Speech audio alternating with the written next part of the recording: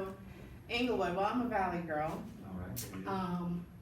So how did your upbringing in Inglewood influence you? I mean, obviously, you're from a family that has had some success already, and you've been in the game writing for some years now. Where did that love and passion come from? I believe growing up in Inglewood helped develop me just as a person. It brings character, right? When you grow up and everybody around you has the same love or lack of fluency, I guess you could say. And you learn teamwork, you learn the support, you learn all of those things. Now in music, what that translates to is understanding love, because that is what that love and support is a big factor in these kind of communities. And I believe that's the foundation for the type of music I do specifically, which I coined the term pure R&B. Right, it's the foundation is love, honesty, vulnerability, just really understanding self, and in a way that where your honesty people can understand it and it resonates with them. All right, so. Where did you find that love growing up? Where was that for you? I think that the love growing up for me was instilled by my family. But both, there are a bunch of ministers in my family, but my mom and dad specifically are ministers, and my mother is a minister of music. So with that, there was just the endless foundation of that. That's how you approach people even outside of you. That's how I try to approach people even outside of my family. Yeah. Okay. So did you grow up in the church? I did. Playing? I did. I grew up in the church. I actually grew up in the church singing. I was the one that sang. Okay. My mom did the playing. She taught all of me and my brothers how to play, and some of us took it further. Okay. But I was the singer. I had my first church solo at 5 years old. What? I sang "Oh Holy Night." Oh, I love that song. It's one of my favorites. And I held the high note for about 30 seconds. Okay, Mariah. No. But no, that it's funny how these single experiences can shape you. Like I knew because of the way that people react. I was like, oh, I want to keep doing this. And right at 5. So. Yeah, that's beautiful. Can I get a little bit of "Oh Holy Night"? Just the first line. I wish I could. I don't know how to play it. I can sing it easy. Oh, holy night, the stars are brightly shining. That's how Yes. It is the night of our dear Savior's birth. Yes. Wow. Well, I feel that love coming through in all of your ballads. So you are like the ballad king. I'll take it. I love that. So emotional and poignant, and I can really feel it. So how much of your writing is like from real life experience versus, third person? Sadly, You know. 95% of it is from real life experiences. I'm really honest and comfortable with being vulnerable in my music in a way that a lot of people probably aren't. But I feel like that's just a necessary part of the music, and obviously when you speak from your own truth, it allows other people who have had similar experiences to feel seen, heard, and understood. Absolutely. Right? So that's kind of what goes. Yeah, I think it puts us on the same energetic playing field. We're all humans. It's what connects us. Right. Is love and that emotion. Those emotions, and being vulnerable is how we help to relate to other people. Absolutely. So you being vulnerable and showing those emotions through your songs clearly has resulted in some success for you. So let's talk about that. Okay.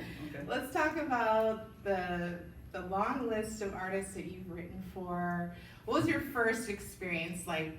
Your first placement? Talk to me about that story. The first major placement was Jaheim Never. Myself, D Smoke, who was my brother, and Chiz, rest in peace, my god brother, wrote the song. And I remember flying out to Atlanta to vocal produce Jaheim, and it was that was an amazing experience, just all together. Wow. Because we were relatively new on the scene as writers, but it was a confirmation of sorts for sure. We ended up winning an ASCAP award, and absolutely. So do you still love to write for other artists? Are you purely focused on your? After a long tenure of writing for Yeah. other artists, I am appreciating the fact that I get to create for myself. Absolutely, So love that. that's where my focus is now. Yeah. Of course, if there are artists that that just touch you and move you, and so there's a list of artists that I'm like, oh, if they call, I'm going. Oh, for sure. Well, You know, so. now you get to do awesome collaborations where you are the star. Exactly. So who would you love to collaborate with? Oh, so right off the top on that list is her. Yes. She is amazing. Right. Jasmine Sullivan. Mm. She is amazing. I've already actually worked with Lucky Day. So before he became a big artist, he was actually really dope song. I mean, he is still a really dope songwriter, but that's what he did before with the artistry. And so that's actually my bro. So when we get a chance to reconnect after he's made the amazing strides that he's made, and I start to make some of my own, that's gonna be a special moment. Yeah, well, you're already doing it. So let's talk about this new deal. You're signed to Hillman Grad. Mm-hmm. Jeff Jones' new partnership with Lena Waithe. Yeah. So how did that come about?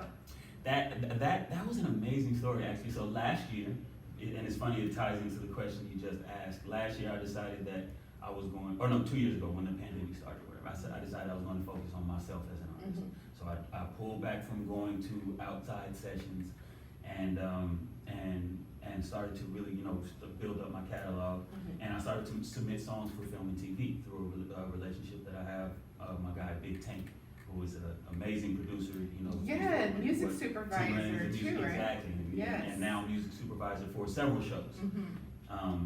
So in the midst of that decision, at first I started like sending him what we would call throwaway records, or like stuff that's not necessarily my art, but it's if you're a songwriter, you have a bunch of songs. Yeah.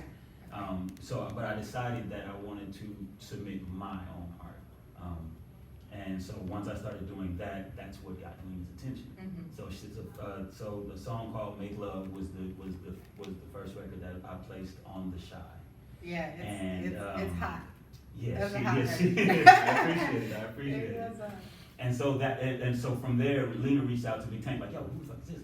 Like, where is this coming from? Mm-hmm. What is this song? Who is the artist? I need all the info, right? Mm-hmm. So after their conversation, Tank hits me like, your life is about to change, right? So I'm like, I didn't know that, that she had just got the situation with Def Jam and all of that. So he was like, look, I know you're working on several things. I was teaching acting at the time. I was also developing a television series. Okay. And which I'm still working on. Nice.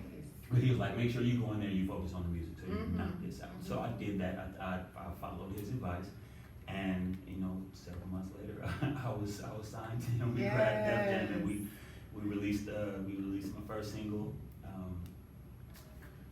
Jesus, I can't remember the name of my own song. Bad guy. No. That's the one that's about to come out. Okay. Sometime. Sorry. We released the first single sometimes with the music video. Yeah, and that was last year. yeah, Right? and it was an amazing experience. Really that was my first time really having the full support, that kind of full support Mm-hmm. behind me, and not having to do everything and wear multiple hats. So that was Yeah. amazing experience. Oh, that's beautiful. And you had some songs in 20s, right?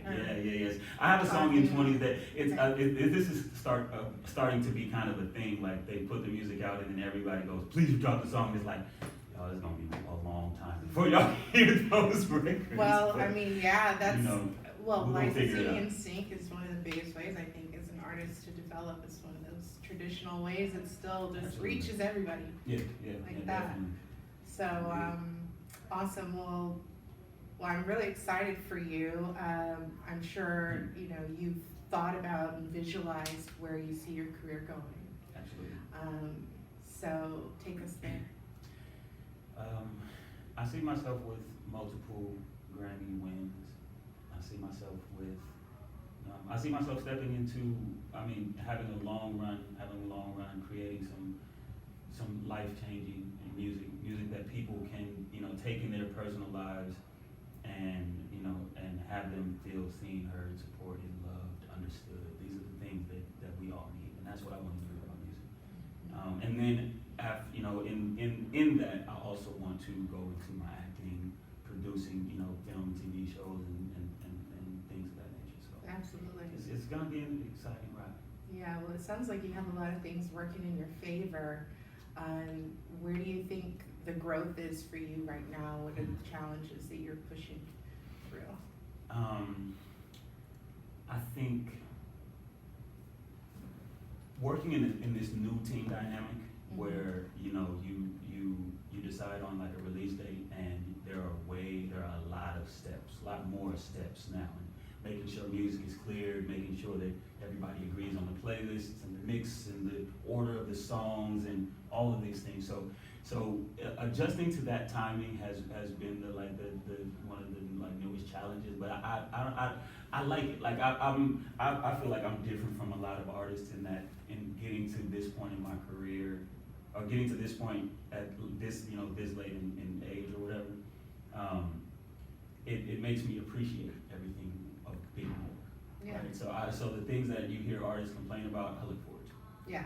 You know, it's just, I don't know, it's a little different. Well, you touched on something I think a lot of artists can learn from. In Hype Magazine, we have a lot of independent artists that really look to us for advice, tips, and since I've worked in the business for 20 years, one of the things that I've noticed is that what you brought up, for an artist learning to adjust to things, being on a timeline, having a marketing team, having all of these creative people that are giving input on how we should roll this out. And you, from the artist side, like, I'm so excited about this new song. Like, I just want people to hear it. Right, I just want to. Oh, that's not the best way to go about things. So. Pull back a little bit. You know, trust the people that have done this, that have been doing this, that want to see you win. Right. And, you know, and make adjustments along the way. As you grow, you're going to learn that suspense. That suspense actually, you know, helps to grow your audience and put it out there. So, Absolutely. well, we are anxiously waiting this project. So, I can't wait to release it for everybody to hear it. And it's gonna be a moment. It's gonna be a moment. Yeah, well, it's gonna be a legacy, I think, in your case, Davion, for sure. I've heard the voice, but I've felt the emotion, and those types of songs are timeless. They're the ones we make babies to and heal from heartbreak with, and you know, so keep doing what's true for you. Keep representing love. Absolutely. And I wish you nothing but success, brother. I appreciate it. Yes. We'll